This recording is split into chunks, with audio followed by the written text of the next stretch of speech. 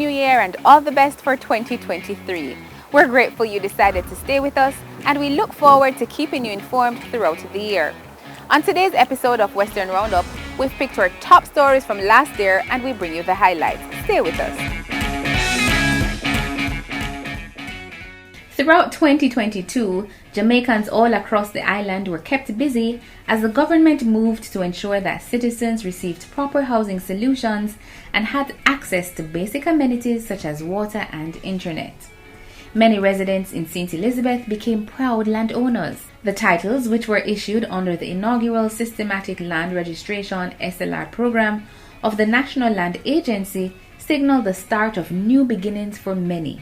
I am so excited, I'm so proud because I own a part of a land. I didn't have a title, but now I have a title and I am a proud owner. I feel very proud because I have this land over 30 years and this is the first opportunity I ever have it. The SLR program seeks to assist persons in obtaining titles through the process of adjudication for properties they have been living on open, undisturbed and undisputed for upwards of 12 years. It is projected that some 20,000 certificates of title will be distributed over the next 3 years under the program.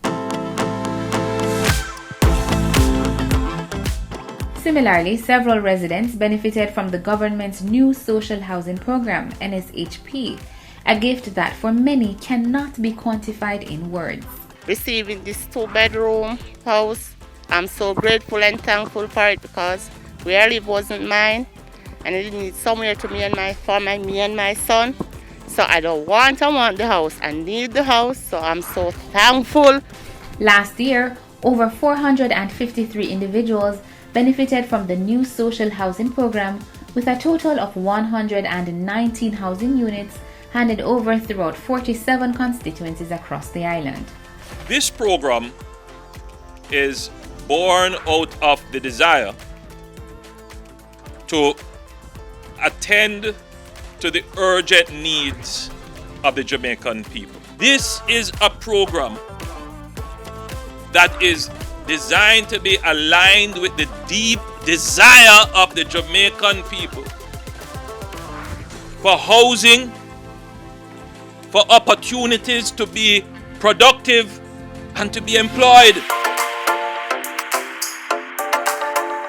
Thousands of residents also gained access to piped water in their communities.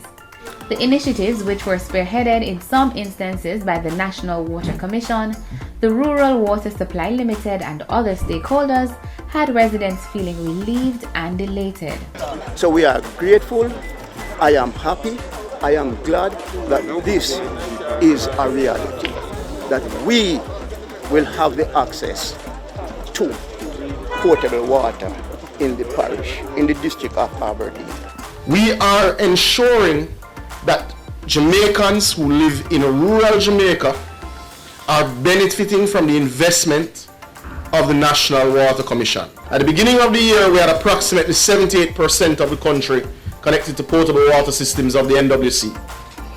Now, it doesn't mean that there are not other small systems, municipal systems, UDC systems, etc.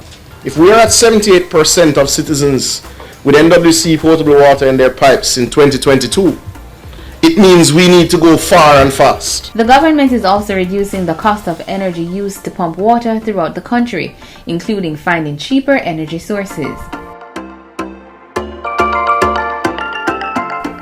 Finally, Jamaicans in every nook and cranny of the island now have better access to internet connectivity through the Universal Service Fund's USF Community Wi-Fi program.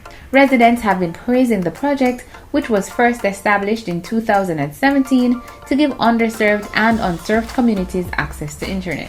This afternoon, I'm happy to be a part of this, I would say, historic moment, because today the community of flankers will be benefiting, will be gifted with a powerful tools, boys and girls, and if used wisely, we can impact the world in a positive way. I help my children very much because most time when the Wi-Fi down at home, they can walk on the street and get free Wi-Fi.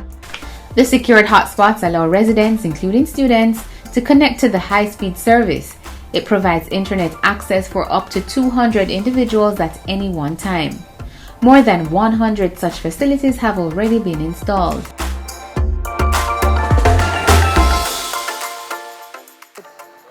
And that's all for the program today. As usual, thanks for joining us on this episode of Western Roundup, where we take you from the corners of St. Elizabeth to the hilly terrains of St. Anne. Remember to send your feedback to gismobe@gis.gov.am. Again, Happy New Year.